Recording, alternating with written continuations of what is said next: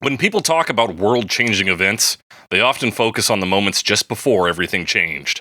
The stillness in the air, the thoughts in their heads, the song that was playing on the radio, the general mundanity of everyday life that was about to be upturned. So it is with a monumental album, like David Bowie's breakout hit, The Rise and Fall of Ziggy Stardust and the Spiders from Mars. In the presence of such a monumental collection of music, many critics can only focus on what came before it and how it shaped such a masterpiece. When looking at the opening track from David Bowie's fifth studio album, the range of influences are plentiful. Starting generally, the song is delivered in a sort of talk-singing style reminiscent of Lou Reed, frontman for one of Bowie's favorite bands, the Velvet Underground. Throughout the album, Bowie is also said to have been inspired by Iggy Pop and Mark Bolan.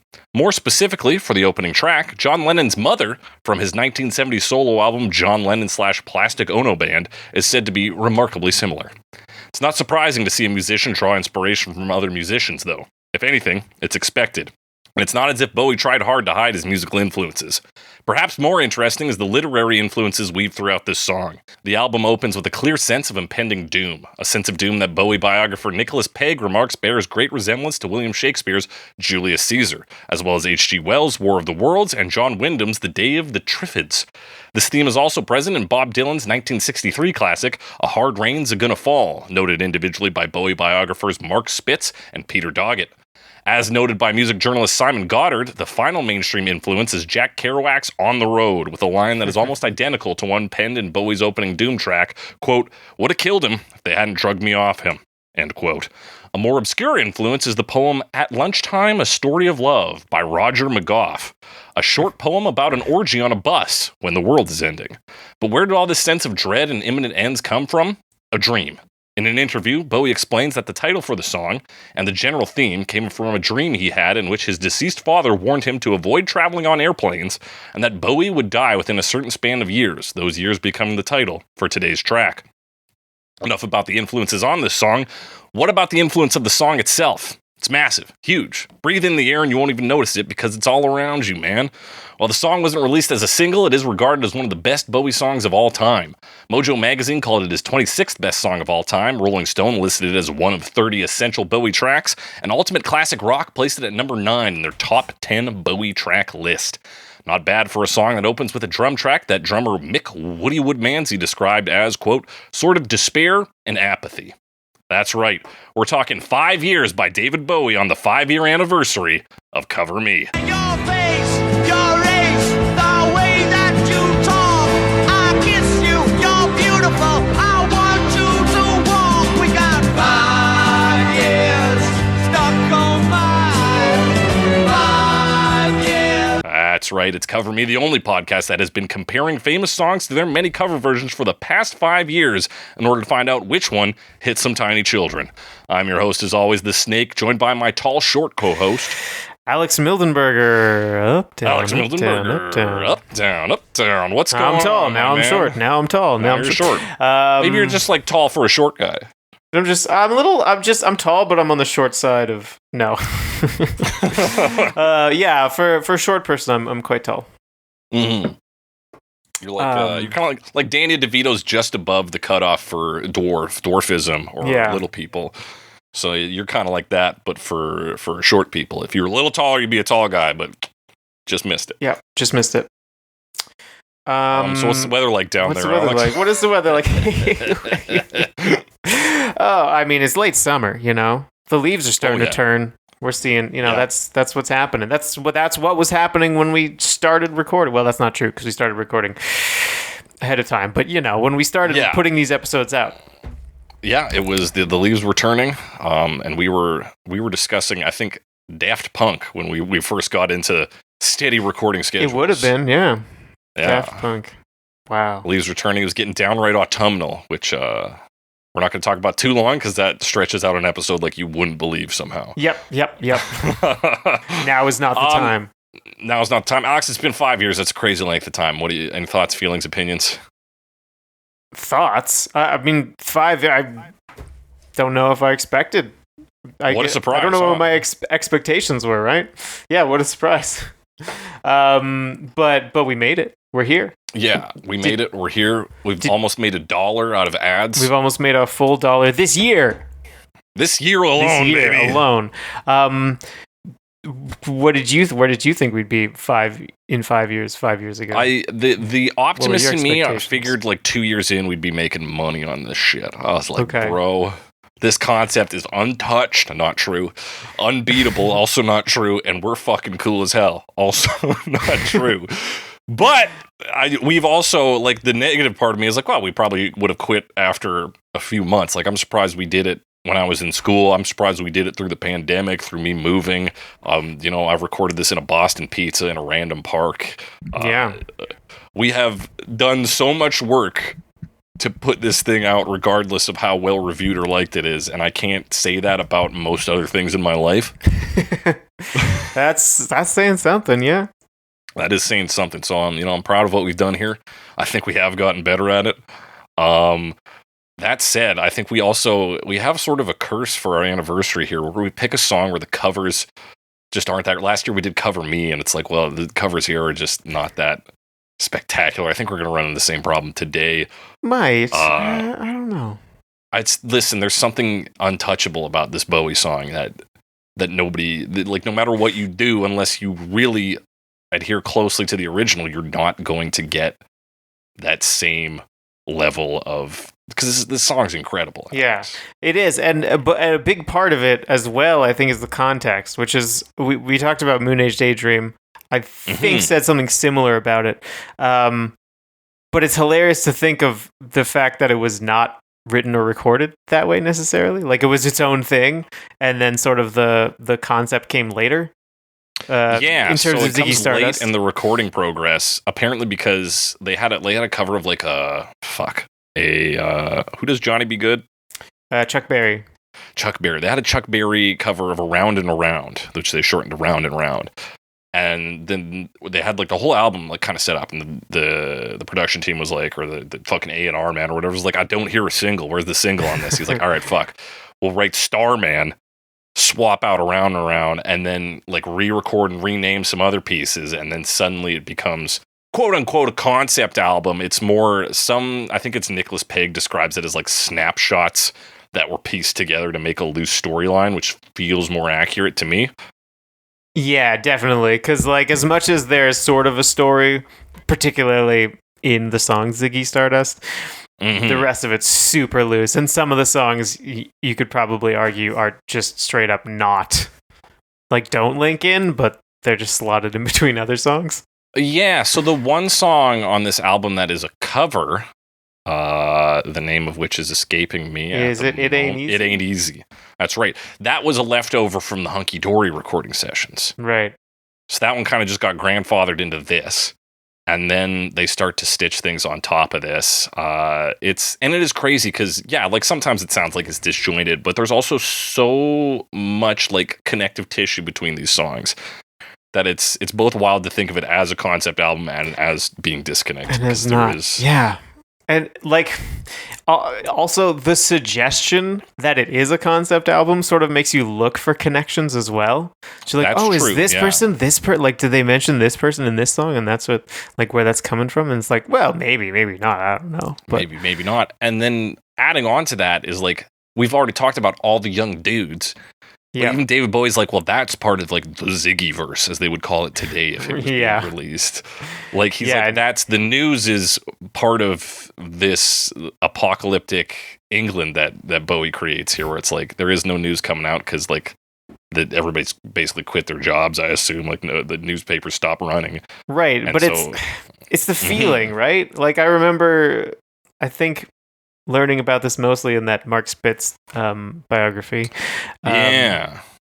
Just about like the idea of like observing this like sort of decay and this failure of like idealism in the 60s moving into the 70s. And just that it captured this feeling was a very important thing.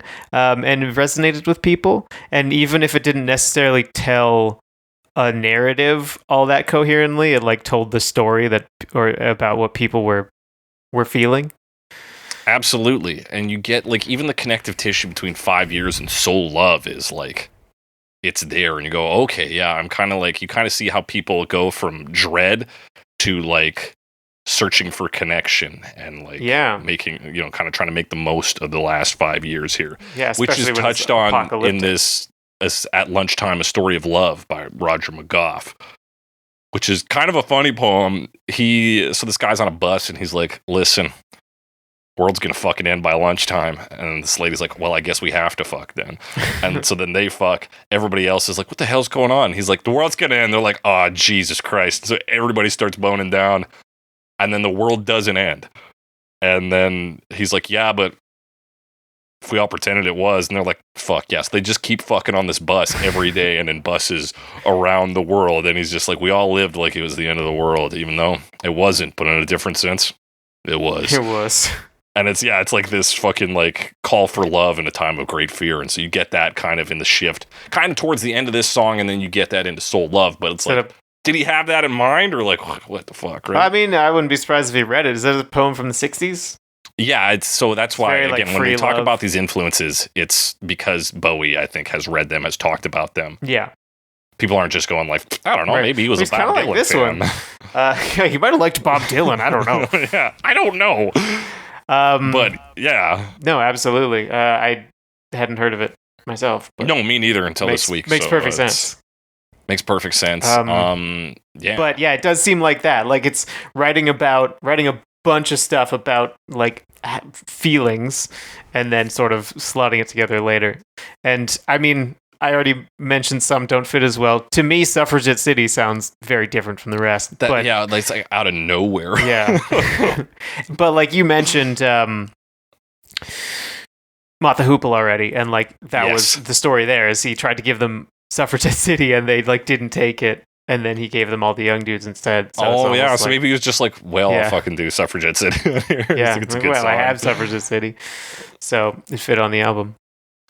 Yeah, it's quite interesting. Alex, I guess the question is here, where does 5 years fall on your all-time David Bowie list, or just your list of like songs on this album? How do you feel about it? Man, it's a bit of a sleeper. Yeah, like it's not one I necessarily think of, but like as an album opener, it's incredible. You know? Yeah, I think one of the greatest of all time. It's unreal. Yeah. Like I really like it. I don't know if it would be on my top list just because of that. Like it's too subtle. Mm-hmm. But maybe that's why it deserves a place. I don't know. I think, for me, it's just so foundational. It's like, I listened to it this week and I was just like, this, I listened to when I was like 15, 16, and it fucking just set me down a different path, right? Yeah. And I mean, like that, with that 5 years starts it and Rock and Roll Suicide ends it is, yeah. Yeah, and I can definitely feel the connectivity between those two. They got a bit musically in common, and they're just, phenomenal tracks. But we got to talk about these lyrics, Alex. But before we do, there's a little like line here that got passed around in all my research. Okay. And it says, the first two verses of this song are from the perspective of a child, and then the third verse is David Bowie addressing us, the audience. When he's shouting, we have 5 years. Yes. Do you subscribe to that notion? Do you believe that? No. Not exactly. Me neither. I feel like it's more vignette-ish. Like, it doesn't matter if it's one person observing, it's somebody observing a thing. I think it is maybe important that it is just one person, if only for the warehouse line. Brain hurt like a warehouse. My brain hurt like a warehouse. I don't know because we're talking like the idea about that it's a child. I think it's a young person, maybe. Like they say child, but I think David Bowie would have been more focused on not children, but like maybe teenagers or older teens to like people in their early 20s, like David Bowie. Like the age he was, because he was talking about how they felt and speaking to them primarily. So I feel like child is maybe a bit young, and I think the song even implies that like anyone who's over a certain age has like already gone insane, basically. Right. I can't remember where I read that. Or why I think there's a lot of like defeat in this song. We kind of go through some of the like stages of how people would deal with and then that him addressing the audience, I also don't think it's a sweet idea and maybe plays live, but I don't think it has grounding in the song here. Though that it's like then we turn out to the audience. So this is just a statement of fact, right? They know they have 5 years, right? Like that's kind of the point of the Whereas song, we don't know that, so I don't think it can be about us from that perspective. Yeah. And there's plenty of songs where people reference you, and it's not you. Exactly. And like the song is, of course, in some way directed at the audience because it has to be. But like that's not the. But I mean, in the context of the song, I don't think so. No. Yeah, that's more directed at the audience. It has to be Rock and Roll Suicide. Like that's the call out to the audience. Right. You're not alone. One. Yeah. But that comes from Mark Spitz's Bowie biography. And he doesn't have any, it literally just seems to be his interpretation of it. He just kind of goes through song by song rip of everything. I had to like find it online, but he doesn't say like David Bowie tells us that, or like, fucking Woody Woodmansey noted this. He's just describes the songs as he sees them, which is fine and good, but I don't think it is I don't think we should take that as a factual basis. No. All right. Well, we've established that. Let's move into the song. All right. Pushing through the market square, so many mothers sighing. News had just come over. We had 5 years left to crying. News guy wept and told us Earth was really dying. Cried so much his face was wet, then I knew he was not lying. Boom. Let's talk about that. Yeah, let's talk about that. I mean, that's very much the story, right? It's funny how unspecific it is. Maybe not funny, but effective. Just because it's not like, oh, yeah, there's going to be an asteroid or something like that, or a plague or whatever. It's just, apparently we only have 5 years left. And we know that, and it's certain. And it's certain, yeah. But, it doesn't matter how it's going to happen. I think in the like extended like interviews and stuff, it's due to like lack of resources. Right. Like, natural resources are drying up. Right. I guess Earth is dying. We have 5 years of resources left, but it's very like matter of fact of like there's 5 years. There's 5 years. Yeah, we couldn't even fucking do that today. No. And also the amount of people who would not believe it. Yeah. Be like, it's a government scam, brother. Be unreal. Yeah. But I mean, we might have 5 years left. I don't know. Yeah, we truly might, and we just don't know it. But this is the sort of beautiful thing that happens is in this song is we get the news. We know when the fucking best before date is for Earth and life. Yeah. And it's heavy. Mothers are sighing. The news guy's fucking crying. As he's reporting it, he's crying. His face is wet. That's how much he's crying, which is, I think, at all. Your face becomes wet if you cry at all, so it's at least some crying. I think it implies a lot. Face. It implies a lot because he's not doing the Sinead O'Connor single tear here. He's crying. That's a wet face. He's got wet face. Yeah, and I guess that's why they believe him because he's crying. Yeah, then I knew he was not lying because he's crying so much. But people think because he mentions mothers that he's like, oh, children always think about their mothers, but he's talking about like all of them. He's not just talking about his mom. He's talking about all of these mothers sighing because like their fucking kids don't have a future. Yeah. And that's that. I don't think it's him being a kid. But yeah, that's the news drops and it's serious. It's legit. We got 5 years. We already laid out the premise and the severity of it right away here. I heard telephones, opera house, favorite melodies. I saw boys' toys, electric irons, and TVs. My brain hurt like a warehouse. It had no room to spare. I had to cram so many things to store everything in there. Is he still at the market square? Like he's still at shops and just like seeing things? Like this is just that moment of learning and now everything's kind of spiraling. Yeah, he's so like imagine somebody told you only had this much time left. Let's say your fucking dad says you got half an hour left at Disneyland. Yeah. Like suddenly your goal is to take in as much as of everything as possible. Right. I guess that's it. Cramming it all. Suddenly everything is precious. So the telephones, the opera house, the melodies, the boys, the toys, the fucking electric irons. Who cares about those? And TVs, but he suddenly gets this like hoarder mentality where he's like, well, if there's only 5 years left, I have to store all of this in my brain. I have to carry and remember all of this because it is so temporary. Yeah. I almost thought of it in the opposite way of like now that he's got this information and has had this like actualizing moment and is like, fuck, I've got all this information and it doesn't matter. Right. And like, it's all stuffed in my brain. Like I don't need it. But he actively crams it. I had to cram so many things to store everything. But like he crammed it at one point, but now he's realizing that he is like just cramming useless stuff into his brain. That's what how I thought of it. I think it plays against the next stanza here, where he says, all the fat, skinny people, all the tall, short people, all the nobody people, all the somebody people. I never thought I'd need so many people. I guess so. He needs it. Now he's seeing all these people around him of various descriptions. So it's the everything. He needs it all, and it's painful to try and store all that, because how can you? It's impossible. Yeah. But there's only 5 years left. What do you do? But yeah, apparently that line there was they had a museum exhibit for some old Bowie stuff, and they had like an original lyric sheet, and you can see he scratches out the line. It was originally, I never thought I'd see so many people, and then it becomes need so many people. Ooh. And that's a heavy change there. Yeah. So yeah, I guess you could argue that like he's all this other, but boys are in there. Like it's a lot of objects, but it's also favorite boys, melodies. Toys, electric irons. Because if it was just things, if it was just telephones, opera house, electric irons, TVs, toys, and he's like, oh, my brain hurts from storing all the shit in there when what I need is the fat, skinny, tall, short, nobody, somebody people. Yeah. I could see that being the like one against the other. Yeah. Which is kind of. But I think but like opera house is in there, boys is in there. Favorite melodies. Yeah. That's a beautiful thing. That's life, baby. Mm-hmm. So yeah, it's basically verse 1 is I found out the world is ending, and now I'm trying to keep all of it in my head, and it's impossible. And I never thought I'd need all these people around me, but good God, now that it's all ending, what do I do? What do you do? Verse 2, what do you do? We find out what people do in verse 2. We get to see like on the scene reactions. This is news reporting in its own way, which is kind of like news is a bit of a running theme in Ziggy Stardust. Yeah. A girl my age went off her head, hit some tiny children. If the black hadn't pulled her off, I think she would have killed them.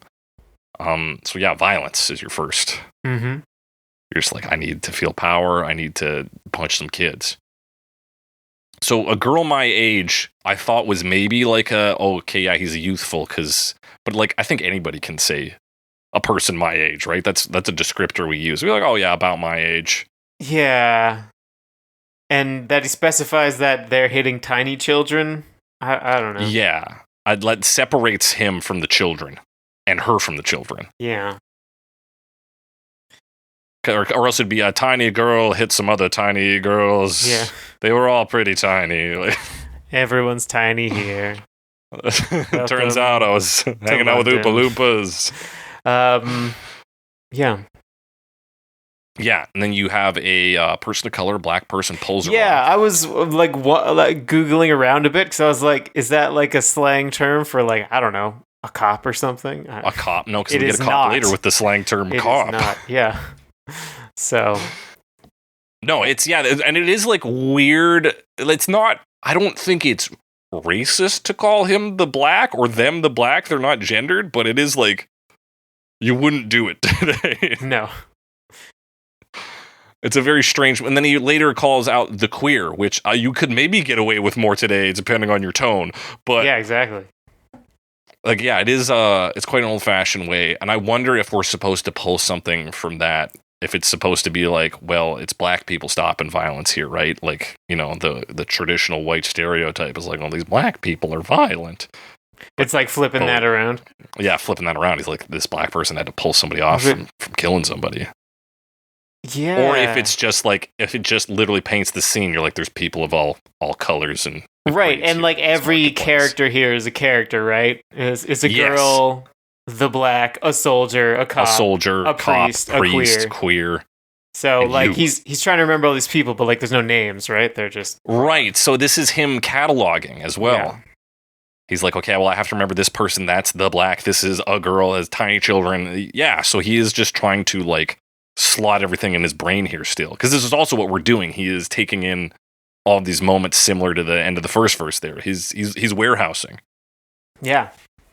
Just all these moments. Yeah. The next moment is a soldier with a broken arm fixed his stare to the wheels of a Cadillac. A cop knelt and kissed the feet of a priest, and a queer threw up at the sight of that. Everyone's reactions. Yeah. Fixed his stare to the wheels of a Cadillac. Does that just mean he focused on his car, making his car shiny? I don't know if it's his car is the thing. Oh. Someone else's? It's a Cadillac, right? It's a Cadillac? Right. Yeah, and so like a soldier with a broken arm, so he's clearly, we're gonna have to assume he's been in combat. I'm assuming it wasn't just like a bicycle accident. Yeah. He's got a broken arm from war, and he's been out there, fighting for his country or whatever. And now that he knows the world is gonna end, he can only look at like a fancy car, like some maybe childhood dream he had. He's like, well, everything's ending. I still don't have a Cadillac. Like it's this imbalance in wealth.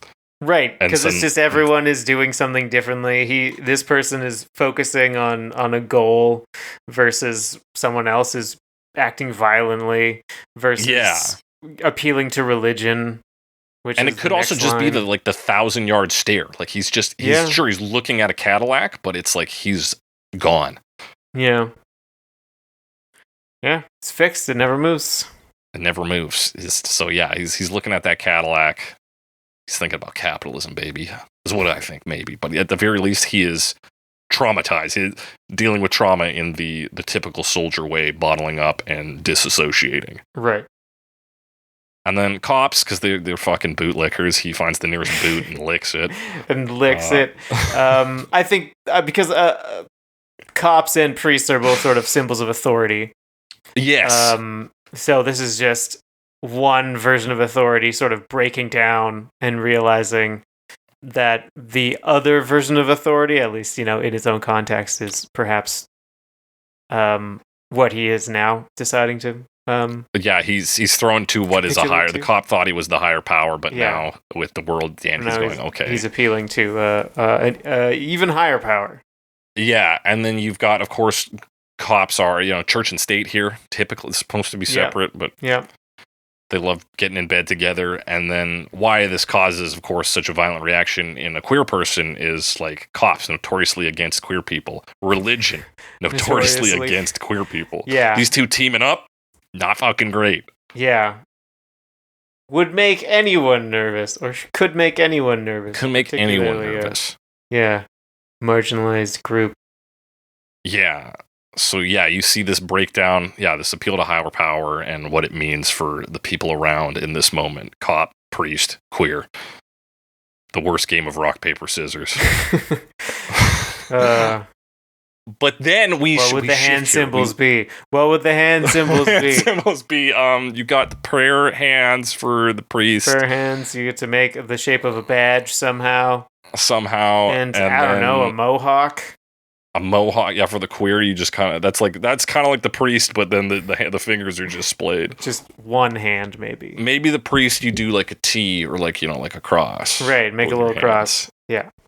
Okay. It's not very good. It doesn't play test well. No. But here we have the turn towards love, towards maybe some eye of the storm here. Yeah, a longer vignette as well, sort of. Yes, because we're focusing on one person for an extended the time here. I think I saw you in an ice cream parlor, drinking milkshakes cold and long, smiling and waving and looking so fine. Don't think you knew you were in the song. That's fun. That fucking because rocks. He's talking That's about so a song, good. But also referencing the fact that the song itself is called 5 years. Therefore, this person is acting as if they didn't even know they only had 5 years left. Yeah, you're hanging out like a cold milkshake. My God, how refreshing, especially with the heat of the world ending, right? Like, there's this intensity, and then somebody just like, I'm having a cool beverage. It's like, oh fuck, like such a shift. Yeah, smiling and waving, so they're like being social, and looking so fine. They're not groveling. They don't have a 1,000-yard stare. They're not beating up kids for no reason. They're just acting normal and even kind. And even kind, yeah. They've maybe taken in this moment and just said like, well, all right, milkshakes still are cold and long. Like people still smile and wave. We got 5 years. I never knew how long I had. I know now. It doesn't change anything, right? Yeah. So he sees this person who is like literally and figuratively beautiful. And then we learn about the weather here. This is interesting that cold comes up twice. I didn't think about that, but now I'm just looking at the sheet. And it was cold and it rained, so I felt like an actor. And I thought of Ma, and I wanted to get back there. Your face, your race, the way that you talk. I kiss you. You're beautiful. I want you to walk. Oh my God. I can love this song. Cold and it rained. Is this just pathetic fallacy? That's what Genius suggests. I kind of think that works. Yeah, I think so too. I don't have anything else really. So that's why he feels like an actor. He's one. like, okay, this feels like it's out of a movie. Because it feels like unreality, sort of. Yeah, that does exactly. make sense, because what I was always thinking was like, because actors are always down on their luck. And out of the street or whatever, I don't know. But that makes more sense. Be like, hey, this is like a play or a movie because it's raining and it bad news hit, and suddenly the weather has changed to that too. Exactly. Which is another sort of also self-referential in the way that "Don't Think You Knew You Were in This Song" was. Right. So kind of get two back to back. Mm-hmm. And then of course I thought of, and this is another reason I don't think he's a child, is the line I thought of Ma and I wanted to get back there speaks to a place you haven't been in a long time. Right. And if you're a child, probably, not in all cases, but probably, typically you'd live with a parent. Yeah, you live with your parents, and if, it's, unless it's like, oh, I thought, I've been running in this market square, and I just remember my mom is over here sighing or something, I should probably get back there, but that doesn't seem to play with this, kind of lofty filmic actor idea we've just thrown out there. He's like, it was like a movie, man. It was cold and raining. I thought of getting back to the countryside, seeing my mother again. Yeah. Versus I suddenly thought I just needed to go home, which I was going to do anyway. Probably going to do. So he wants to get back to and of course your mother, typically a comfort zone. You're like, okay, I want to get back to where I felt safe and calm. Mm-hmm. Back with my mother. But then there could be his childhood, which is just yearning for the past as well. Yeah, exactly. He's yearning for this time, as we often do in times of crisis. We yearn for a simpler time. Your face, your race, the way that you talk, I kiss you, you're beautiful. I want you to walk. So that's kind of like your precursor to Soul Love there, and also maybe Bowie's statement of what we need to do in a time of crisis, even though it is such a hippy dippy idea, is the turn to love, That's where the good stuff is. And hunker down together, which we talked about Cover Me a year ago. Yeah. Which kind of says the same thing. Yeah, they're like, we got to take shelter and weather the storm here. But here he says, I want you to walk. So there's almost this idea of we will go out there and be in the world for these 5 years. You, the milkshake drinker, who even in this time of crisis, you're outside, you're smiling and waving like you're being quite open and surviving this apocalypse. Now, I could see this being the address to the audience because he does say your face, your race. And that's a kind of a weird line. I get that it rhymes. Yeah. But it's okay, so it's also just more details, right? He's taken in details, and that's kind of what happens in the song. And that race could be anything. It doesn't necessarily portray this person as being of any nationality or specific race. Just kind of mentioned he noticed that detail. Yeah. And then this is where people also say it's he's talking about the human race and he's become Ziggy Stardust here. I also don't think that works. Because, the shift, there's no real, prescient shift from this narrator who was in the market square and just hearing the news to, the alien messiah who's about to come into play Ziggy Stardust. I don't think it works like that. I don't think so. But worth it. He's talking about, some very human things. His knowledge of human life. I thought of Ma. I wanted to get back there. A weird thing for some alien dude to say. He's got a mother, but I don't know.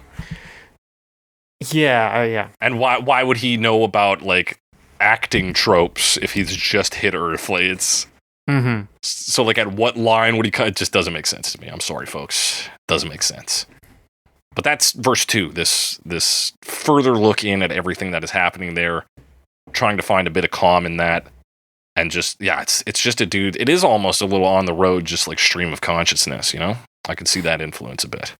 It is, and structurally, it's not, it's one long verse, which is kind of broken up into stanzas, really, and then another one, similar, you call it verse 1 and verse 2, I guess. Yeah. Because I was in my head, I'm I know there's a chorus to this song, and it's not really. It's kind of an outro. Right at the end. It says 5 years a bunch, yeah. Worth noting, I mentioned it in the intro, but the line that's apparently inspired by that, I would have killed him if they hadn't drugged me off, is if the black hadn't pulled her off, I think she would have killed them. Mm-hmm. So he's pulling on the side, yeah. Easy enough. The outro, though. We've got 5 years stuck on my eyes. 5 years, what a surprise. We got 5 years, my brain hurts a lot. 5 years, that's all we've got. And that repeats several times. Yeah. 5 years a lot. Stuck on my eyes. That's a phrase don't hear other places. You've never heard that in my life.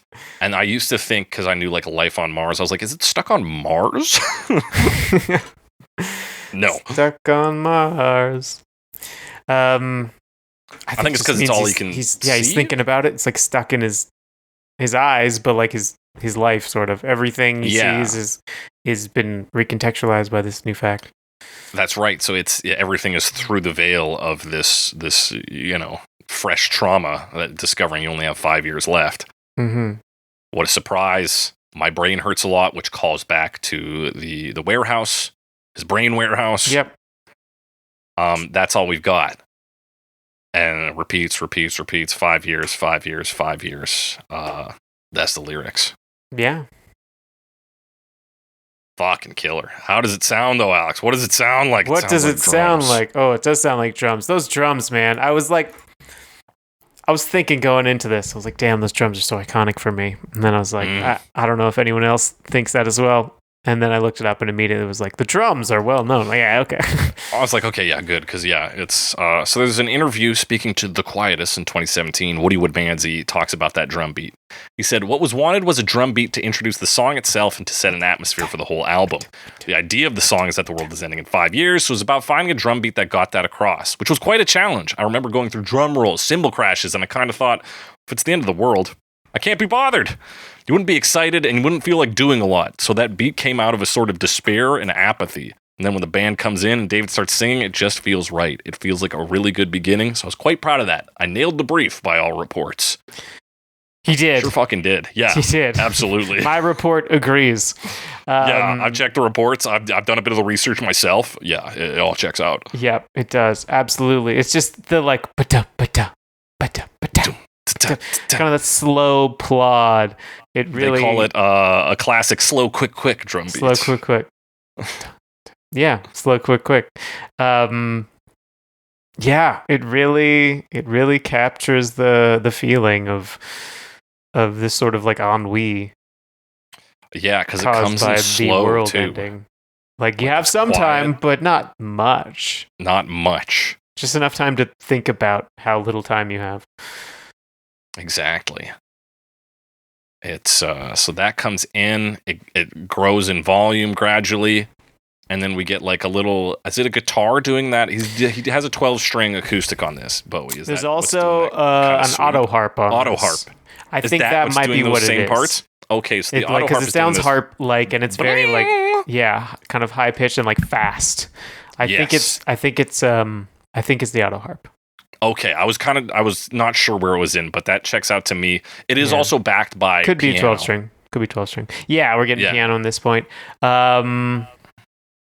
Everything is pretty slow and sparse at this point too.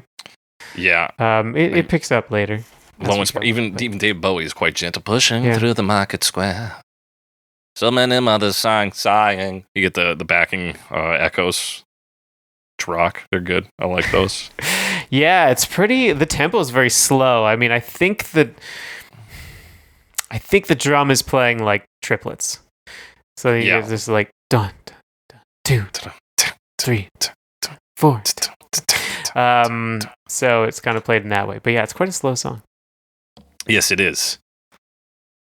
And yeah, like very sparse. It really is just like those brushes, those big... Yeah, the harp, that piano chords. And then there's a bass as well, of course. Yeah. It picks up again. Is pretty cool on this. Yeah.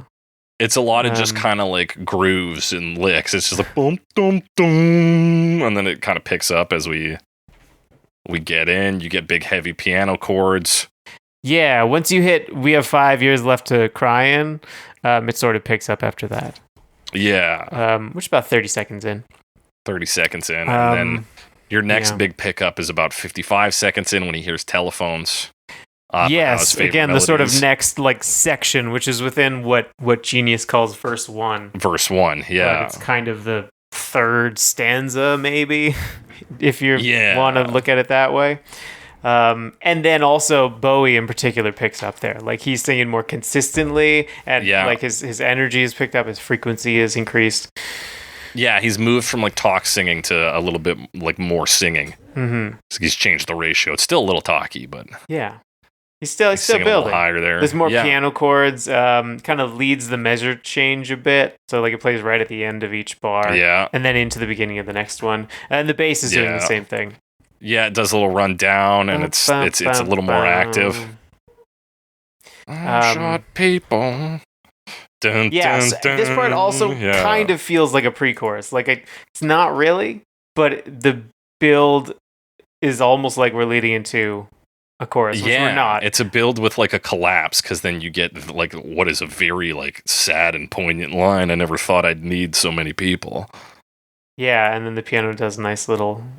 Well, I mean, the piano chords do ba-na-na-da, which is a little Beatlesy, actually. Now I'm thinking. Yeah, and there is like because it goes like boom, dum, dum, dum, dum, dum, and so there's like a rise and fall to it as well, which is kind of classic. It feels very classic. Like feels very classic. It's a classic. We'll do the classics here. Yeah, they only do the classics. Yeah, that's a reference to an inside joke from our trip to Tunisia. They don't need to know that. That was Alex. Italy, actually. We do the classics here.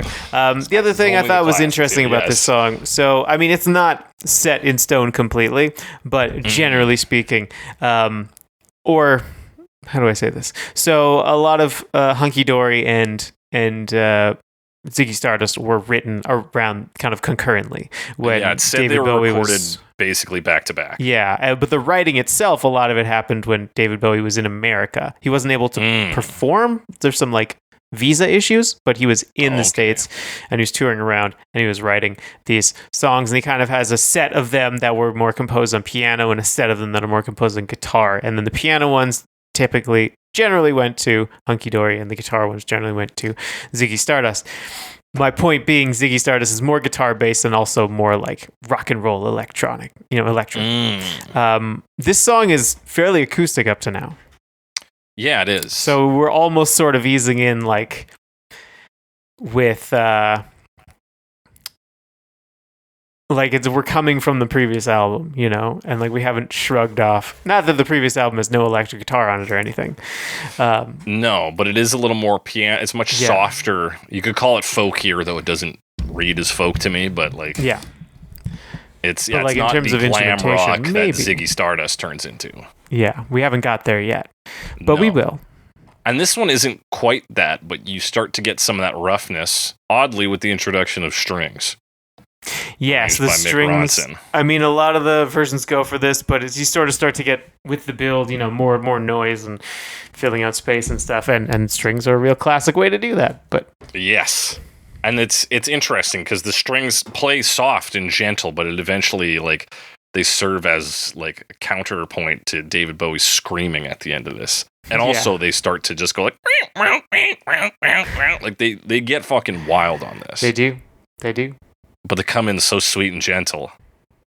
Yeah, but I mean, it's like at a time where there's a lot of stuff being added, right? Like there's, I think even more piano chords, and like they're louder, and the guitar is also the guitar is finally here, like fully. Yeah, and we're sort of like it builds throughout this second half, as well. But this is sort of where everything starts to come in.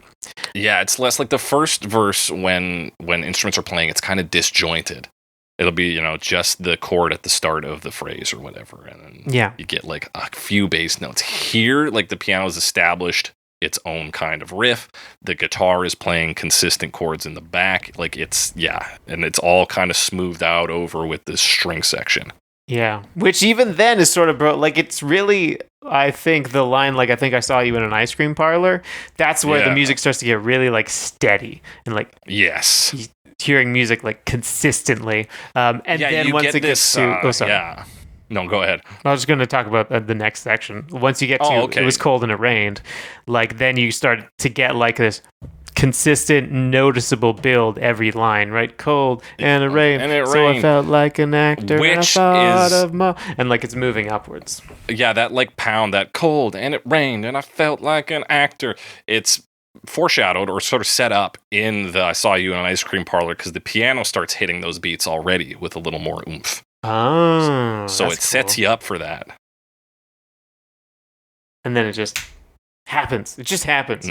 So this is similar. Yeah. I mentioned that this sort of last, we'll say third stanza, I guess, maybe fourth, Mhm. of the previous section, the first half, felt like a pre-chorus. And this, again, even more like a pre-chorus. And this time we actually lead into what could be called a chorus.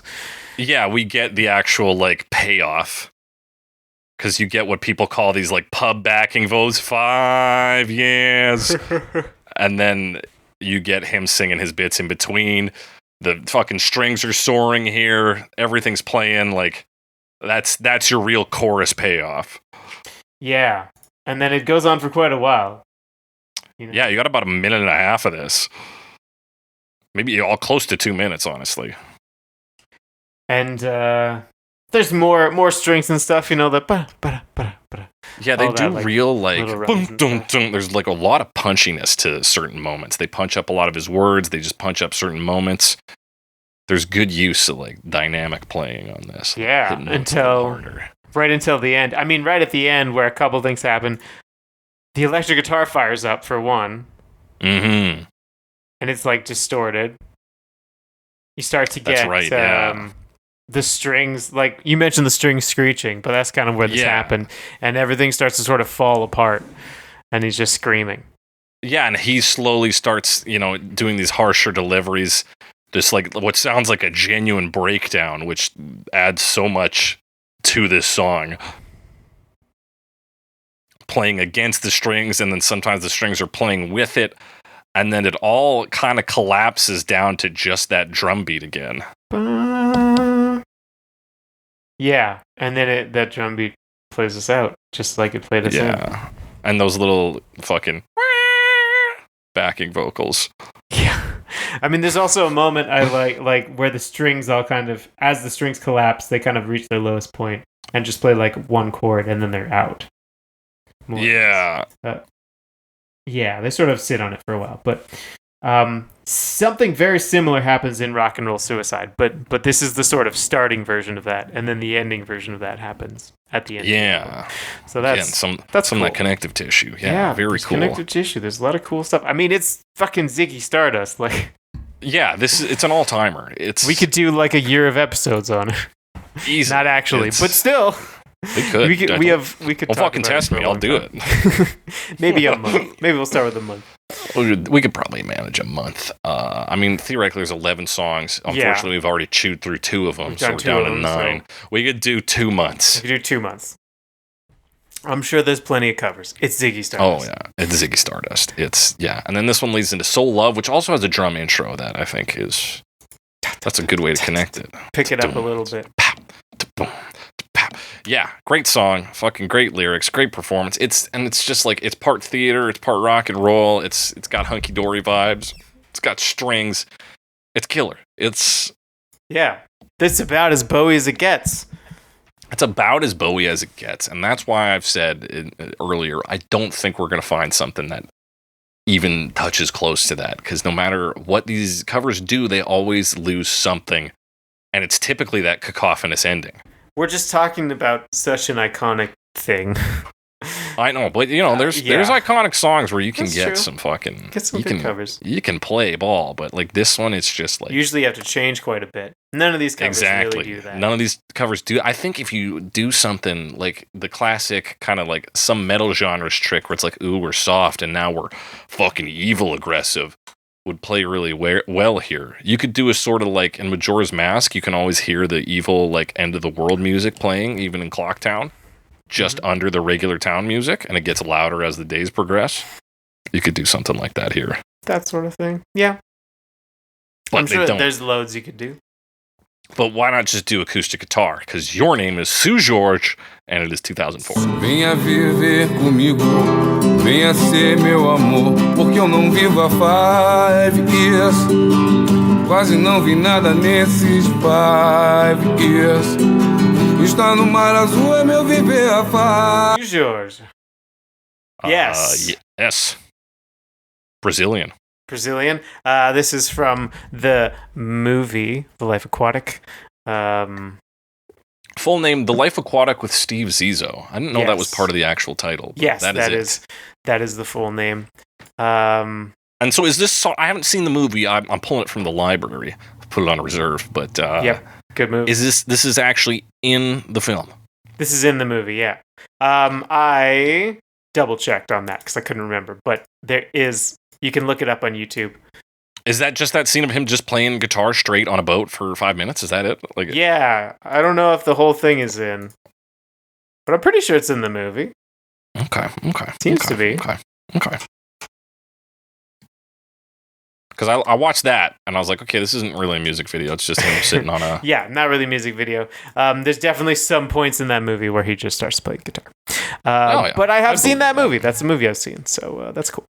That's right. Blockbuster Summer's back, baby. We're talking about movies. We're talking about movies. It was on Prime Video. Oh, maybe shit. It's not anymore. It's in my fucking... No, it's on Disney Plus. I'm sorry. Alex, fucking... Disney Plus. Get out of here with your Disney I think Plus. It was on Prime Video, but it's all these Wes Anderson movies are on Disney Plus these days. Disney Plus now. God damn it. Yeah. I refuse to give Disney my money. Yeah, well, I mean, me too. But I mean, my brother has an account that I steal. I know. So. You don't pay for a single fucking streaming service. You have access to all of them. Yeah, somehow. I pay for Prime. Oh, okay. Yeah. But you're paying for the deliveries there too, Alex. That's true. Yeah, I'm not getting it for Prime Video. Lord knows I am not paying for Prime, so I get Prime Video. No. Anyway, this version. Yeah, so Seu Jorge, actor, songwriter, musical artist. He plays this in The Life Aquatic. He had a minor role in the most recent Wes Anderson film, Asteroid City. Yep. Or he's part of the band in that. This is Portuguese, the language. It's in Portuguese. We talked about him in our The Model episode, Das Model. He had a cover of that. This album has also come up a couple times. I don't think we've talked about any of this. Did we talk about The Life on Mars? No, and I almost took this one off too, because it is just straight up acoustic. It is. And some singing. I think he's got a cool voice, though. I like his voice. His guitar playing is pretty good. Yes, I like the way I like the drumming pattern. It is enough like the drums that I think it's effective. Okay, yeah, I can see that. And then sort of also follows the piano with the and with the chord changes and stuff.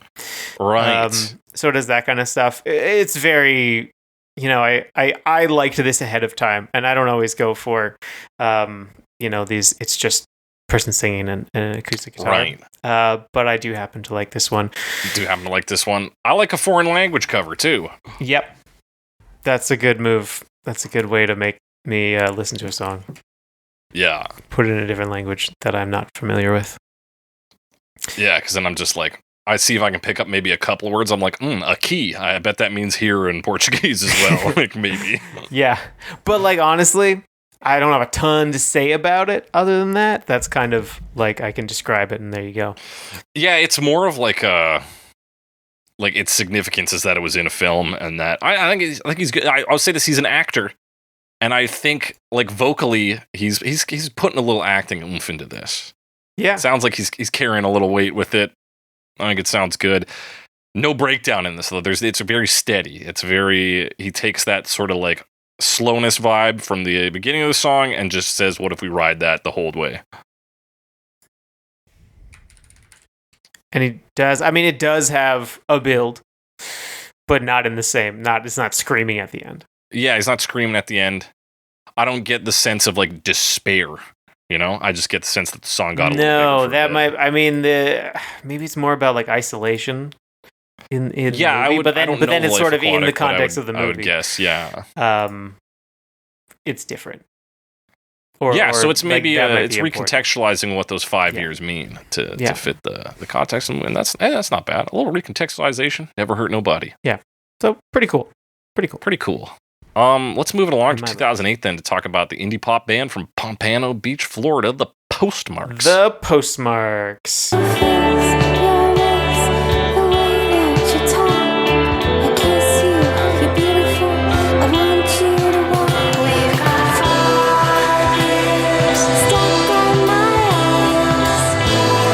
Apparently, they were once described as a cute version of Cowboy Junkies, which is cool because that'll never come up. Yeah, that's not going to be relevant soon.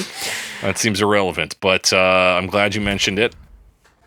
I could see that. They definitely soft baby indie vocals.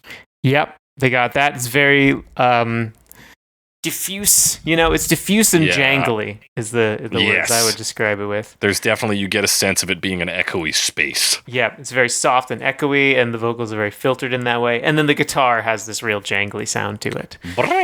Yeah, absolutely. The vocals do kind of a couple things, like they get more like. I wish I had more timestamps. Wow. They sometimes are more talky and more like sing-songy, depending on which part they're at. Yeah, she gets like backing harmonies at certain points, and then more talky. Here's a weird thing she says, or rather doesn't say. Yeah. For the first line of listing all the people, she just says fat, skinny people. She doesn't say all the. Yeah, which, I mean, just makes it sound like she wasn't paying attention. Yeah, just like she forgot her mark. Fat, skinny people. Although maybe it's just, I mean, because it is kind of listing things, it doesn't matter that much. It doesn't matter that much, but like it kind of comes out of nowhere. You're like, fat, skinny people. You're like, we were just talking about something else. What? Yeah. I feel like the alda is, and the repetition is part of the poetry. So I tend to agree. I tend to agree with myself as well, Alex. Strings on verse 2. Yes, strings on. They do have the strings. I mean, it is pretty close. You might even call it by the numbers. By the numbers, yeah. You always change the balance of what is prominent in the mix, or not necessarily always, but this one definitely does. Like the piano is there, but it's very much in the background. Like it's much sharper in the original. Yes, and there's not really bass to speak of on this. There's not much low end, eh? I mean, I didn't really think about it, but yeah, you're right. That's part of where that like airiness comes in, though, is not having that low end. Yeah, which makes sense. I mean, I guess it's an aesthetic to go for. Yeah, and you get a sort of more uplifting string, like sting, as we move into the ice cream parlor. Bit. Yeah, because the dun dun dun dun dun dun. Is this fast as I remember it? No, I have it at double speed. It's double speed in my head. Dun, yeah, no, it's single speed. Dun, double it and then half it. Dun, dun, dun. But yeah, it's like it's real sharp. Well, I say sharp. Still like as soft and echoey as the rest of the song. But, yeah, that's the thing, is like we don't ever really shift from that, even when the music, like the instruments get louder. Yeah. And like we start to introduce these like descending guitar arpeggios as well. Yeah. Yeah, kind of, so like similar to the original, but we lose so much without having like the dynamics of the original. Even in terms of, particularly on the vocals. How notes get hit, the dynamics of the vocals. It's like fine, but there's no reason to listen to this over the original. Yeah, I mean, unless you're really into the vocal tone specifically, because it doesn't change, so you got to really get into it.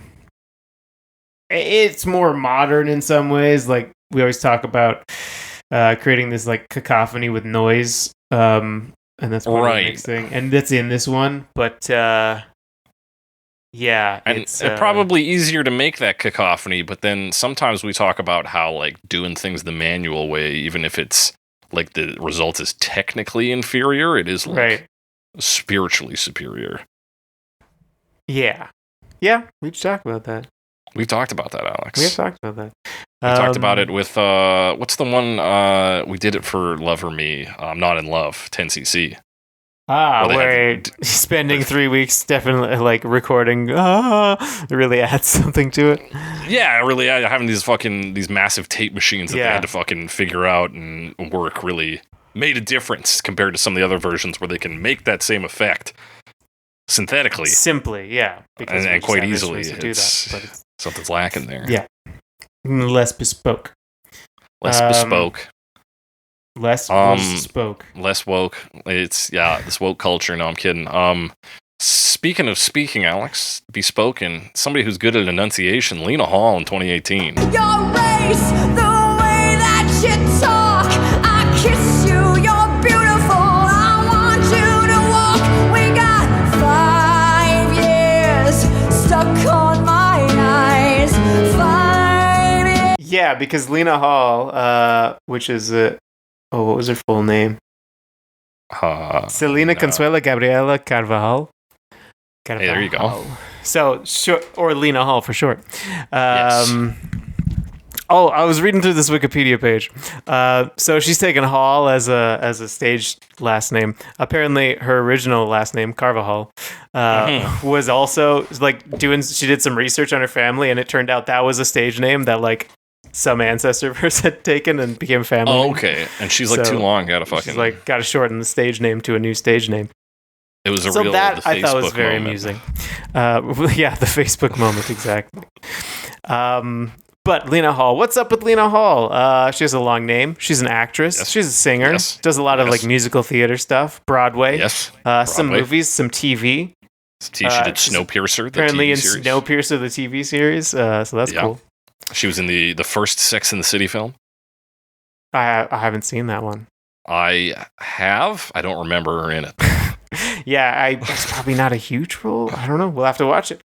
We'll have to watch for Lena. Classic Lena. What else is going on with Lena? Yeah, she does these albums, Obsess: artist name, and this is the David Bowie one, where she does Rebel, Lazarus, Queen Bitch, As the World Falls Down from the hit film Labyrinth in 5 years. I'll give her this. That's a pretty good spread. That is a pretty good spread, eh? I mean, especially for something like this, which is very vocal focused, where it might not make as much sense to do like sound and vision, like that song. Right. But if you're doing musical theater, maybe it doesn't make a lot of sense to show off your voice. Yeah. And she's definitely looking to show off her voice on this. Yes, that's really, I mean, look at the description, and it is stripped down vocal intensive versions of songs, and that's basically what I wrote, which is simplified arrangement that focuses on her singing. Yeah, that's 100% it. I'll say this. Yeah. She's got strong pipes. She's a good singer. Absolutely. Yeah, it sounds, I mean, comparing it to the original, she sounds very like formally trained and practiced kind of thing. Yes. It's musical theater. Although she doesn't have a ton, like, compared to some of the musical theater ones we've done, this is more on the pop side for sure. For sure, yeah. But like her like control and the way she sings is definitely she doesn't do that like, full on like musical theater twang, but you can tell she is from that school. The like lilt or whatever. Yeah, whatever it is. I don't know exactly what it is. It's like it's almost like an accent, but in singing. Is there a word for that? I don't know what it is. It's just that like it's that fucking weird thing they do. Yeah. Whatever that is. She doesn't do that. She doesn't do that, but she does sing quite strongly, quite powerfully from the diaphragm. Yes, absolutely. And she enunciates everything, so if you're confused about any of the words, this is the version to listen to and hear it. That's true. It's helpful for that. And it really is, focusing on those vocals. The rest of it, there's piano, there's guitar, and there's bass. And drums? Yeah, there's but they're electronic, a drum right? machine. Yeah, I didn't see it in the studio music video. Yeah, there's but I wasn't paying attention all that close. There's no drummer in the video. No. There are drums. There's no one sitting at them. Okay, yeah. It sounds like a drum machine doing it. So. Yeah, it's very stable. It's the electronic version of the original's drums. Mm-hmm. But let's talk about, again, this was a shortcoming of this, and part of it is her musical theater polish, is the outro. She belts for sure, and that's good, but there's none of this, like, gross torture that comes out in the Bowie version. It's just... Right, it's not like a scream, it's not a desperate scream. No, it's like just rock and roll. It's fine. It's fine. It's probably better for your vocal cords. say that. Yeah, but yeah, the sound is less engaging. this isn't the purpose of this podcast isn't to examine the health of vocal cords. Let's talk about healthy singing technique. Let's see who's the healthiest though. Who's still singing? Like who's still gonna going? have the longest career based? David Bowie's not singing technique? anymore. That's probably something to do. They said it was the cancer. I'm pretty sure it was this song. Pretty sure it was this song. Yeah, but she's definitely got much more trained sound. What else is going? Okay, there's one bit. This is early on. She does a minor yodel. Yes, cold and on long. Cold and long. Yeah, 220 is the timestamp. Minor yodel. Yeah, long? putting her in the distinct Which ranks actually- of Sinead O'Connor. True, but it kind of sounds like it reminds me of Patti Smith. Oh yeah, Just long. I'm so Yeah. What's the line? No, I'm thinking of that's a Frank Zappa song. I'm so cute. I'm so cute. Yeah, that's the one. But also Gloria. Yeah, Smith. Gloria is what I was thinking of. Patti Smith. Yeah. The fire hydrant. I think is where she's talking. In that I don't song. remember. Yeah, I don't remember. It reminds me of that. Yeah, so she's a good singer. She's a good singer. It's very Good focused singer. on that too. So cool. Yeah. But again, like the landing doesn't stick for me, and that's for this version. Yeah, and like there's not much going on in the instrumental side of the track. Mhm. Interesting. Yeah, it's not like you're gonna find anything cool in there, which is what's so cool about the original is like it does a lot with sparse instrumentals. Mm-hmm. But hey, sometimes you're just trying to tell people that you are David Bowie, that you're obsessed with him. And you know, Hall. I do that all the time. So Yeah, that's mostly what we try to do on the show is let everybody know we're obsessed with David 30 Bowie. to 50% of this show. We're also obsessed with Canadian content, which is why we've got to talk about Cowboy Junkies in 2021. Face your race, the way that you talk.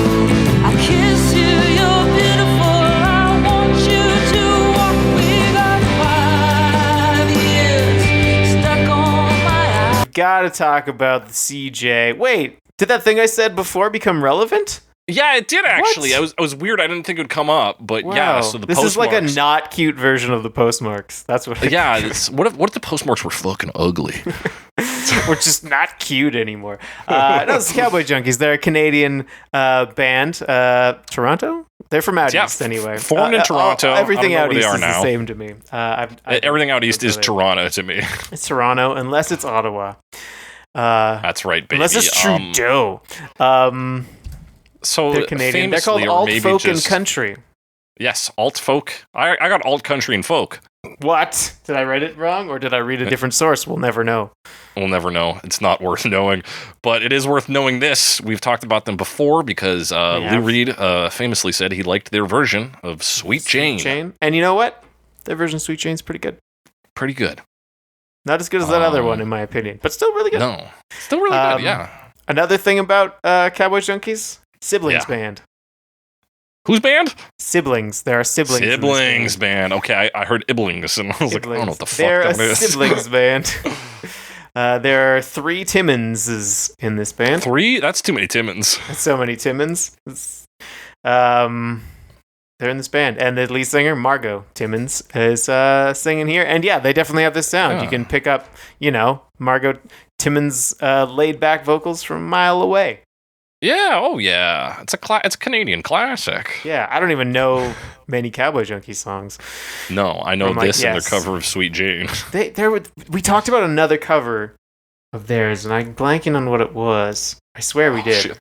Oh yeah, you're crazy, Alex. We You're talked out of about your them gourd. like about something else. I don't remember what though. It was probably another 70s. It was probably like Mark Bolan's I was dancing when I was 12. That's my guess. Oh, yeah. Haven't we talked did about do that song? We did do that song. Like, I've only gotten coming up for Sweet Jane, so I don't know, Alex. I don't know what to tell you. I'll tell you this, though. This version also kind of straightforward, plays it close to the original. Yeah, I mean, I might compare it to the Postmarks version. But, like, less cute. For being less cute. I mean, that might be a fair lens to view it through, because I think her vocals do are a plus. A very similar thing. No, that's true. Her vocals are stronger than those ones. I think. I agree. What were you going to say? What's the thing they do? I don't. Alex? You don't remember? I don't remember. There's a bit of like piano in here, similar bass to the original. It's a very chill version. They do kind of like alt country is kind of like country to smoke weed to in some senses. It's laid back. It's a little spacier. I wasn't blown away here, man. I'll tell you that. Yeah, I mean, it's like the arrangement's kind of the same. They don't have piano in it. Sort of, it's more guitar focused, and it's kind of two guitars. They do some weaving, which I think is kind of cool. They're both a little overdriven. They got an echo. So I mean, they have a sound, and this moves it into that sound, and I think it's decent sound. You know, there's other like they have strings very briefly, like about a minute. I think has strings, but like they really fade into the background, and after that, either they lose them entirely, or they just aren't there. Or I mean, or they're either covered up or not there. Is what I'm trying to say. Yeah. It's the mixing is a little strange, maybe. It's what they do on the outro is a little distortion on the instruments. Like they do a good instrumental, like cacophony here with some harp bits. Some shakers, like some tambourines or something, some distorted guitar. And she's doing a sort of like she's not belting like Bowie, she's doing a little more of like a tortured, like wilting version of the vocal performance. Tortured wilting. So got 5 years. Like she can't work up the energy kind of thing, you know? 5 years, which is, you know, much more in her style. I don't think she does a lot of belting. Like I've only heard a couple of their songs, I'll admit. Listen, you're not a Cowboys Junkies junkie. I'm not a Cowboy Junkies junkie. You're casual. Yeah. But yeah, I just think shoot that's up a take, with Cowboy though, right? Junkies occasionally. Yeah, I think her take on that, well, still it doesn't touch the original. At least shows an understanding of what the ending of the outro, or what the outro is for, and doing an approach on that isn't just look at me, I can sing. And they do some musical cacophony for that as well. You know, they bring in a harp. Which actually kind of sounds like someone's fucking around with an omnichord. Just how fast it's going. I don't think it is an omnichord. I feel like it's a broader range than you get from that. Unless it's a type I haven't used, which is most of them, that can do more. But kind of has that sound for a bit. Yeah, absolutely. So yeah, you got the omnichord that's not an omnichord, it's a harp. You got the distorted guitars. Yeah. You got the little shakers. You got some sad singing. It's not a bad outro. It's one of the better ones I think we've heard in terms of actually trying something. It's quite nice. But not the same type of desperation for sure. What I thought was kind of funny about this, I mean, we've talked about them a bit and they slow stuff down a lot. Not this one. It's already very slow. Yeah, it's so good quite luck. Slow. Good luck. Anyway, yeah, that's all I got. I consider ourselves quite lucky to talk about a British band coming up next. Kind of famous British rock band, big in the 80s, with a drummer called Roger Taylor. Baby, you guessed it. We're talking Duran Duran in 2021. Kiss you, you're beautiful, won't you?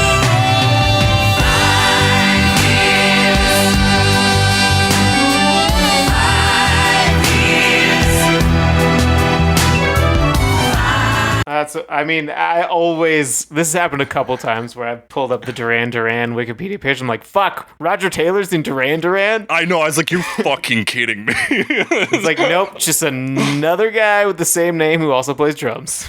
Yeah. He's all right. He's an okay drummer. Yeah. It's the drummer from Duran Duran, who, according to their Wikipedia page, reached Beatles-esque levels of fame in the 80s. As in, he was as famous as the Beatles were in the 80s. Like, in the 80s, yeah. Yeah. Not as famous as the Beatles in their heyday, but like in the 80s. Duran Duran in the 80s were about the same level. No, that's what it says. Somewhere. I can't find it anymore.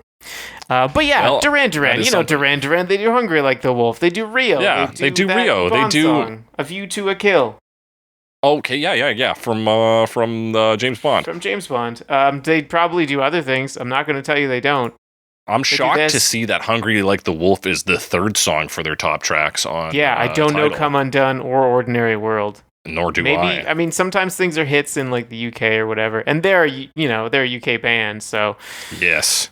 do they have an album from this year? They do. It's similar to the album this is from, in which it is a lot of covers and reworkings of like some of their own songs. So you see they've got a cover of Psycho Killer coming on this new one. They've got Painted Black. They've got I see Bury a Friend.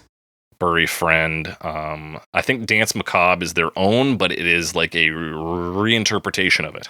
Interesting. So they're doing the halfway. They're like, we're not doing originals really anymore, but we'll rework some old stuff and we will do some covers. That's what they're doing here. Some weird choices on this. Some good synth on this, I think. So the weird choices. Yeah, pretty good synth, eh? Yeah, I like some of the big delayed synth. I think coming in with some Duran synths. They're a synth kind of heavy band. Yeah, they were associated with the New Romantics in the 80s, which was synths and makeup, basically. Right. Maybe guitars per two. I don't know. But yeah, there's a lot of synth going on. This is a lot heavier on the drums, electronic sounding beat. Yeah. But a real electronic drum kit. It's Roger Taylor playing an electronic. It sounds more electronic to me. kit. It might just be the way it's mixed. I don't know. It has a very heavy this is a robot. Yeah, if you watch the music video of them all pretending to be in a studio space together, he's sitting at a rolling drum it's very green screened and just we're in some universe thing. Yeah, and there's wavy outlines around people. They have some hired string sections. And backup They got vocals. some stuff going on here. Backup there's vocals. waves, and I didn't notice this, but they've got vaguely people shaped forms. So it's so not many people, clear and they're at just first. Outlines. Yeah, later in the music video, I found it more clear that it was an energy aura of a person because it outlines them. Yeah. But that's the music video. What we get on this, we get those drums in right away. We get these big synths, big kind of high. I imagine Discord is cutting me off. Yeah, Discord cut you off. I was like, shit, did we lose connection again? Because we're back on Discord now. We're back on Discord. I forgot reasons. that this was one of Clean Feed's many benefits is that I can make chipmunk noises and you'll hear me. Yeah, just like how I can whistle and you'll hear me, but not anymore. No, we're back on the Discord. But yeah, these high synth kind of they waver in, get thick, and then fade out, and then filling the role of those chord strums from the original. But yeah, there's just so many synths going on. Oh yeah, it just gets more and more. As one's we go. doing these skippy things, it's skipping around. There's some string ones. I think there's also just strings. I'm pretty sure they're in the music video. They are. You see the hired strings. Yeah, you mentioned them already. Some of the piano on this is a bit of a riff on Aladdin Sane. It feels like. Yes, particularly right at the end. I noticed that. 4 minutes onwards is where I noticed it in particular, but maybe a bit before that too. 39 seconds. You get a bum bum bum dun dun dun. Oh, early on, eh?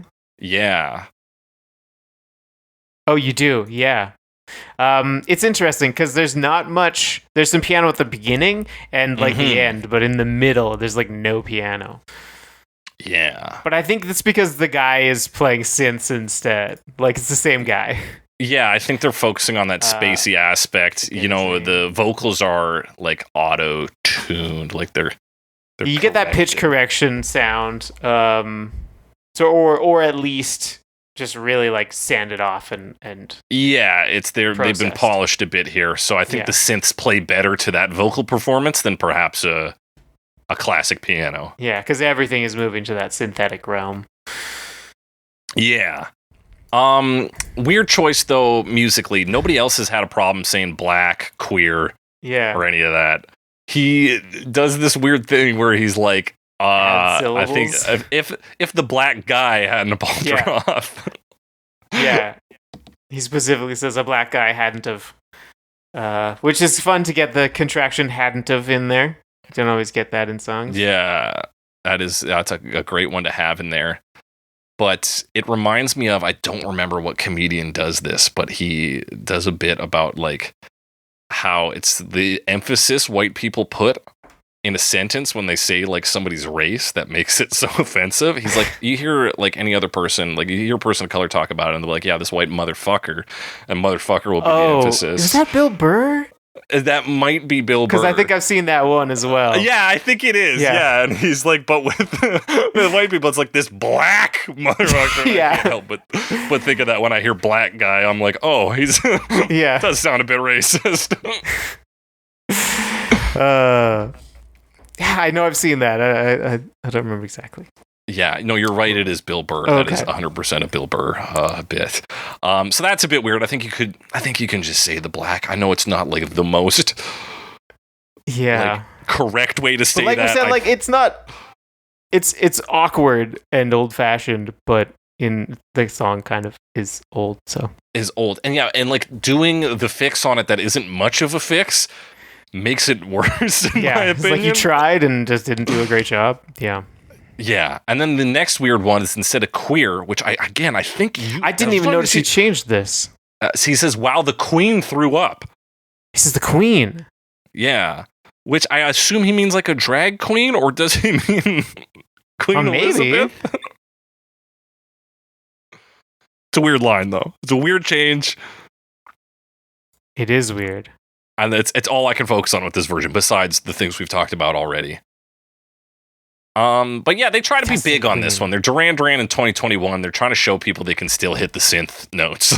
And they can. Yeah, it has a real like soaring quality to it. For sure, yeah. Almost like a preacher kind of feeling. Yes. That you get. I mean, between the synths and the piano and the strings, and it's big. Yeah, big. Especially you get to the fucking outro and it's just like swells on the synth, big sustains. He says, yeah, his big like vocal moment is "I want you to walk," and which carries us into the outro, and he holds walk for like 10 for like seconds. A while. It's a big one. Yeah, it's a big one. Those are kind of your big moments on this. Like we said, fat synths, auto-tuney. Weird lyric choices. Any other, but also like this, soaring and very big. I mean, the video. We already kind of mentioned the video. It's basically the band performing in like ethereal space.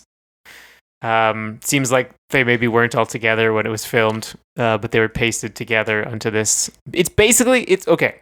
So it's two kinds of music videos put together, right? Sure. It is we're a band playing towards the camera music video, and also just a visualizer that they've replaced the background with some like weird moments where they're like, there's a long I want you to walk, and they're like, what if we got some footage of some people walking in place? and so it's them, they certainly do, and they do that, and you're like, okay. Why are we doing that? But yeah, it's like, what if we put the band over to visualizer just to fucking 2-for-1? Like it's a sale on music videos. Yeah, and like there's some stuff in there like those weird wavy outlines become like human auras more or less. Yeah. Like once I thought it was a people. woman's hair, and then it was not. And I was like, okay, shit. But other than that, like there's not a ton other than that. It just kind of has that look like there's a bunch of lines everywhere. And yeah, you get to see how the boys are looking in the year 2021. They're still doing some of that new romantics. The keyboardist in particular, he's got his eye makeup on. He's got a lot of eye makeup on. Yeah. And that's that video. Look forward to us talking about their cover of Psycho Killer in probably 2024 when we get around to. Actually, we might do. That could be a good October song. Not to foreshadow our production schedule, but let's hope they actually put that out, because what I was looking at, it wasn't out yet. Yeah, it's not released yet. They do it weird on Tidal, especially. Yeah. It's like It's they'll just like show you grayed the out. singles that See are the album. available, and then the rest is grayed out. It's interesting. Yeah. What else is interesting is making a reggae cover of this song, which is done by Easy Star All Stars and Steel Pulse in 2023. Yeah. Your face, your race, and the way that you talk. I kiss you, you're beautiful. I want you to walk. We got 5 years stuck on my eyes. 5 years, what a surprise. Steel Pulse, which I don't know how much of this is Easy Star All Stars, because they seem to, like, they're called a reggae collective, right? Yes. And I assume part So of I that wonder is if this is, production. So I don't know if they yeah. mostly organized and produced this, or if they actually had like a band playing. But there's also this Steel Pulse group, which is themselves, Yes. they're a reggae group, band. Yeah, a whatever. roots reggae band from Birmingham, England. Yeah, Formed so, at a like- boys' school and went from there. And they're one of those weird ones where it started in 1975 and they're still going. So they have like 100 past members. And Right. So this was 2023. So it's, yeah. This is fresh, hot off the press. And looking at it, I think this is like looking at the album Ziggy Stardub. Yep. I mean, they have that. Easy Star All Stars does that. They have Dub Side of the Moon. They have Radio They have- Dread. Yeah, they have Dubber Side of the Moon too, I believe. Dubber? Yeah, as in more dub. More dub? Yeah. So I don't know what the setup is exactly, but that's who they are. That's who they are. And yeah, so if you look at this album, Easy Star All Stars, Steel Pulse for the first one. The next one has a different band. So yeah, I think they are that production role. Yeah. And that's what this it seems to is, be. it's just what you're getting. Although they do some, so kind of your instrumental tracks is maybe what they're doing. Because there's 5 years must dub, be. Moon Age Daydream Yeah. dub, And like Lady Rock and Roll Stardust dub, Suicide is which is all credited to them them. and Macy Gray. And it's like, well, Macy Gray's Gray. not doing all the instrumentals. I think she's just a singer. Yeah. So So they're like a set team of dudes who are the people who are rocking a certain reggae, and then they rotate in other people in the scene as needed. Mhm. They're What if the collective. drums were lasers? That's my what question. if the Alex. drums were lasers? Which they kind of were on the Duran one a bit too. Because of the electronic sound? Yeah, you got a bit of laser pitch in there, There but are in this one you lasers. get that very specific like pew. Yeah, this one's kind of got that synthy thing because it's like pew, pew. So I don't know if Yeah, there's yeah. drums and lasers or if there's lasers that are drums or whatever, but they Right. got that like synthy sound. And I think that's cool. Like we've been talking about, we talk about reggae songs reasonably often. Yeah, Reggae versions usually. sure, yeah. This one to me is the first one in a while that kind of sounds like different. Like it's still reggae, but it's not that like we just turned it into reggae. Yeah, it's not just like hit a skank, we're just playing a guitar, we Yeah. got like and some hand drums or something, maybe like one other thing that's going to tell you it's reggae. This is like very modern. It's 2023. They're working with synths. They're doing a lot to make this like kind of spaced out. The echoes and stuff are very like ooh. It feels a little like they're pulling from the space theme of Ziggy Stardust. Yeah, definitely. Like it feels more like what you'd get from a modern throwback to 19 whatever. Yeah, absolutely. 1972. Science fiction. Yeah.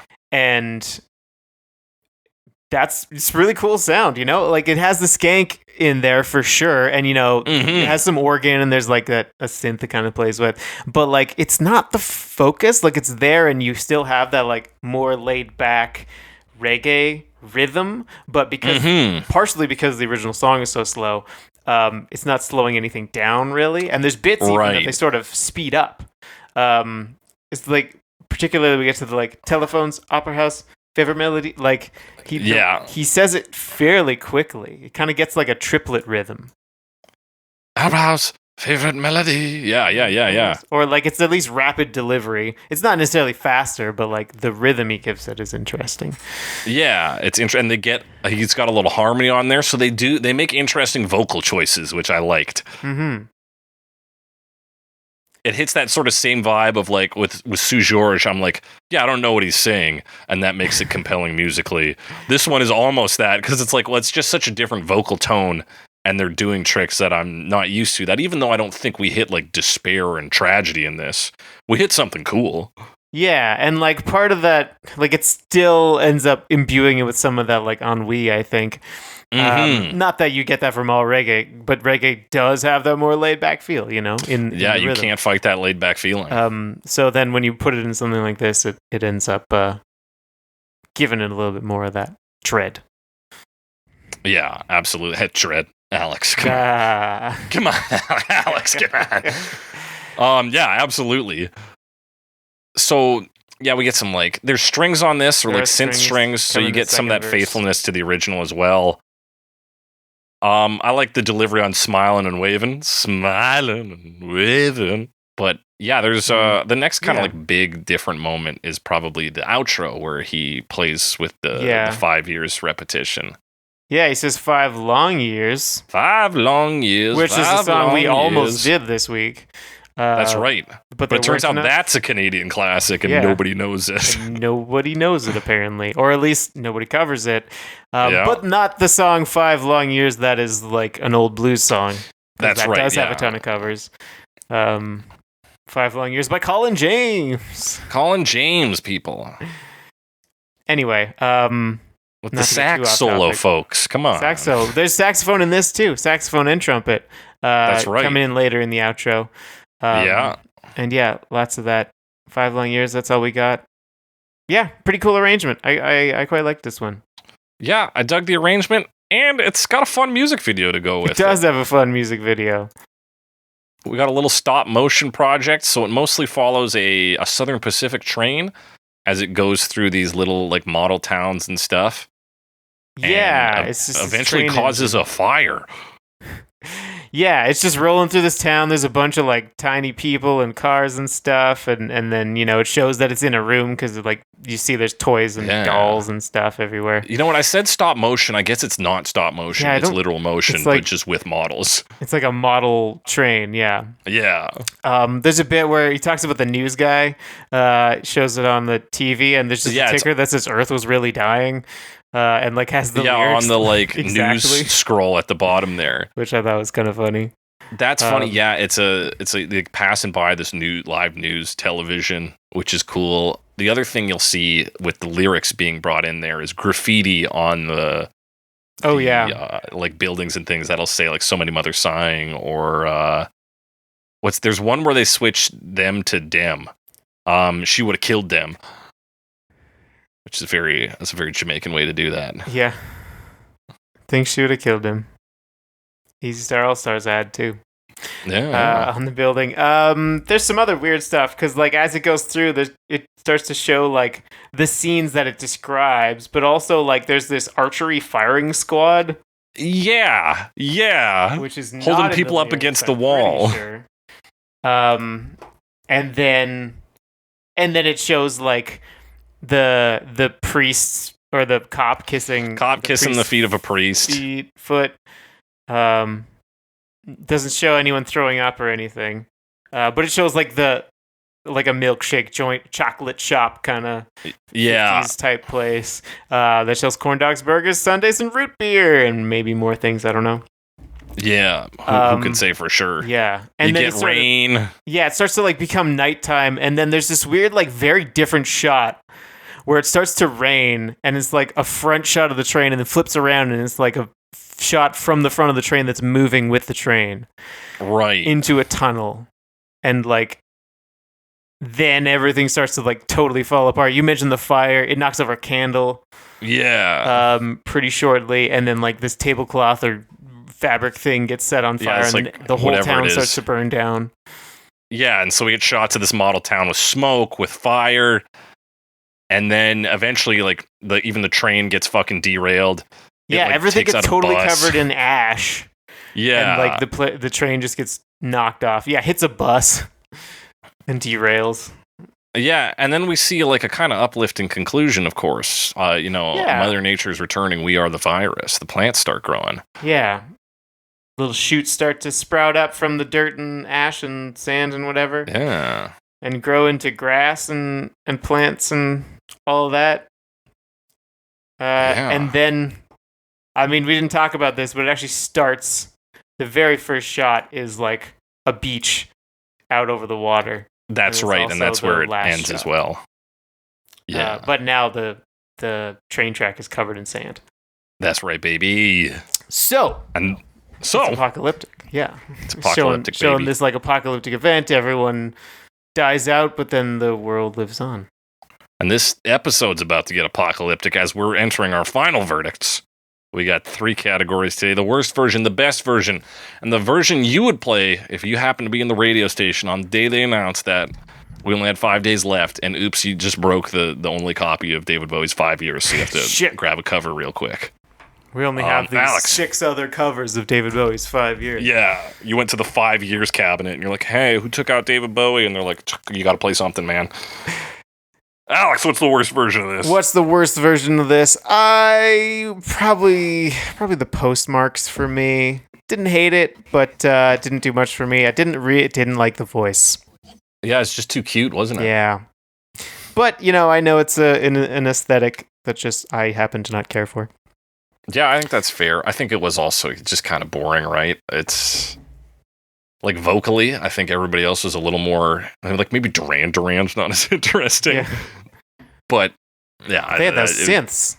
Those synths, my God. Yeah, so the Postmarks, I agree. I think that's the worst version. But what's the best version, Alex?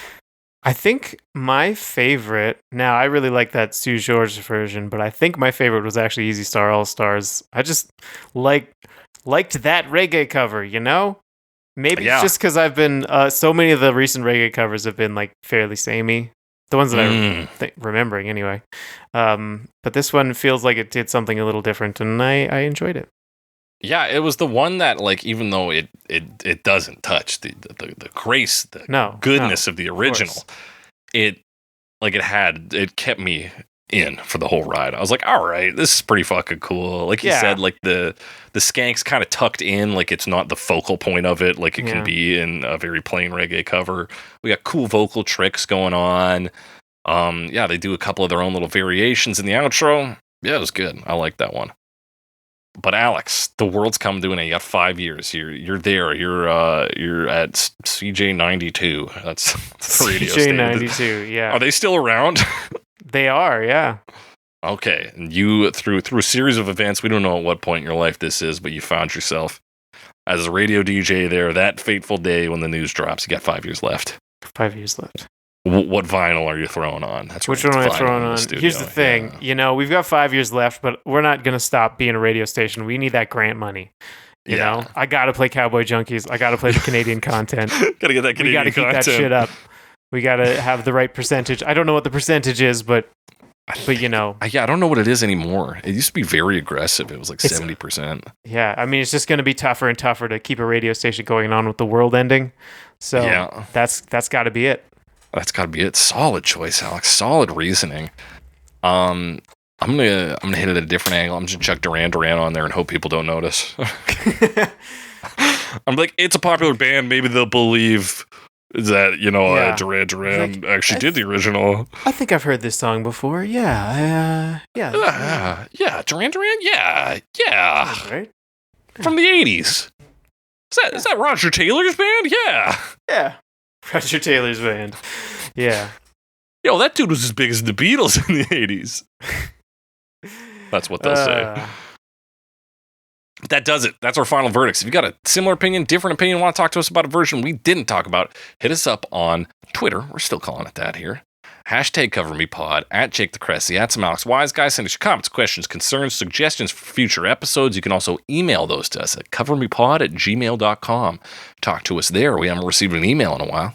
Send us a little email, why don't you? Be sure to rate and review us. We're on Google Podcasts, Apple Podcasts, Amazon Podcast, Podbean, Podcast Addict is the app I use.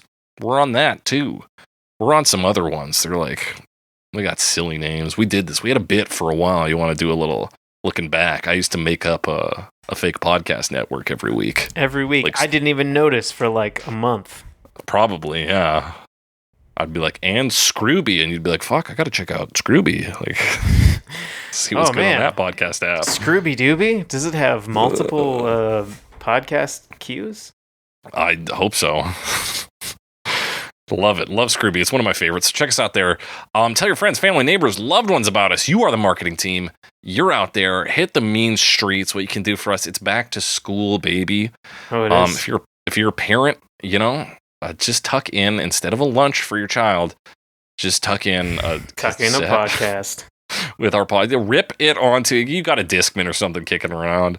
Just put that there and, a CD, some headphones, and be like, here, this will really feed your soul, kid. And then that's how we get it around. Yeah, that'll work, I think. Sounds good? Great. That does it for today's episode of Cover Me. And as we always say on Cover Me, my brain hurt like a warehouse. It had no room to spare. I had to cram so many things to store Cover Me in there.